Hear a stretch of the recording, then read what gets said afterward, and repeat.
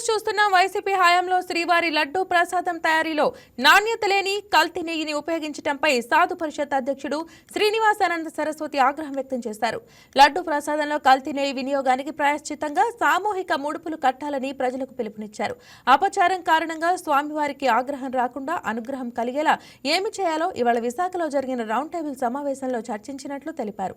త్వరలో ప్రాయశ్చిత్త కార్యక్రమం తేదీని వెల్లడిస్తామని, స్వామీజీలను వైసీపీ నేతలు టార్గెట్ చేయడం మానుకోవాలని హితవు పలికారు.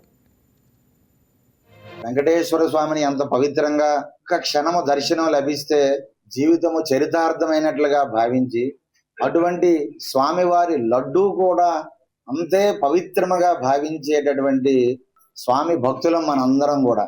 అటువంటి లడ్డు కల్తీ జరగడం, 20 కోట్ల లడ్డూలు స్వామివారికి నైవేద్యముగా పెట్టడం ప్రసాదంగా తెలిసి కేవలం హిందువుల మనోభావాలతో వెంకటేశ్వర స్వామి తాలూకా ఆ బ్రహ్మాండ క్షేత్రముతో గత ప్రభుత్వం మోసగించి మాయ చేసి వెంకటేశ్వర స్వామి దివ్యమైనటువంటి లడ్డూ ప్రసాదాన్ని కూడా వ్యాపార వస్తువుగా మార్చేసి చారిత్రాత్మక తప్పుదాన్ని చేయడం, ఆ తప్పును సరిదిద్దుకోవాల్సినటువంటి గత వైసీపీ పెద్దలు చాలా కించపరిచి సాధువులు గాని స్వామీజీలను గాని మాట్లాడి టార్గెట్ చేయడం బాధాకరమైన అంశం.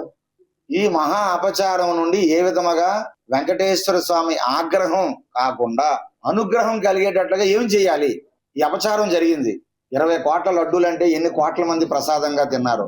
నిజముగా ఆ స్వామివారి ఆశీస్సులు ఉండబట్టే కెమికల్ పదార్థాలు కలిపేసినటువంటి లడ్డూ ప్రసాదం తిన్నా కూడా ఎవరికి ఏమీ అవ్వలేదంటే అది స్వామివారి ఆశీస్సులు. అది ప్రతి హిందువు కూడా ఒకే సమయంలో ముడుపు వేసి చక్కగా ఒక పసుపు వస్త్రంలో ముడుపు వేసి ఆ ముడుపుని కుటుంబ సభ్యులందరూ కూడా ఆ ప్రాంతాలలో ఆ ఆలయాలు ఏవైతే ఉంటాయో అది ఏ ఆలయమైనా కానివ్వండి ఆ హుండీలో ముడుపులు సమర్పించాలి. చక్కగా అందరూ సామూహికంగా గోవిందనామ స్మరణ చెయ్యాలి. ఒకే సమయం కాబట్టి గోవిందనామ స్మరణ ఒకే సమయంలో కోట్లాది మంది గొంతుకులు ఒకేసారి కలిసి ఆ గోవిందుడు ఆనందించాలి.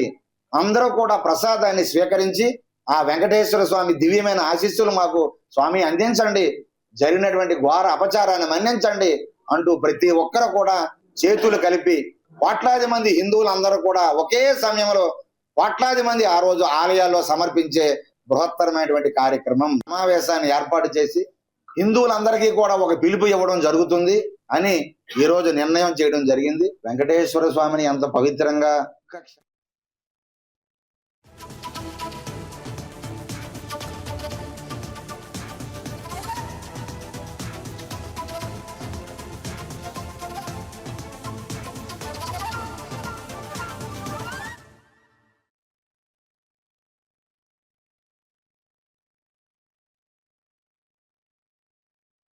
ఈ వీడియో మీకు నచ్చినట్లయితే లైక్ కొట్టి షేర్ చేసి మా వైకే టీవీ ఛానల్ని సబ్స్క్రైబ్ చేయండి.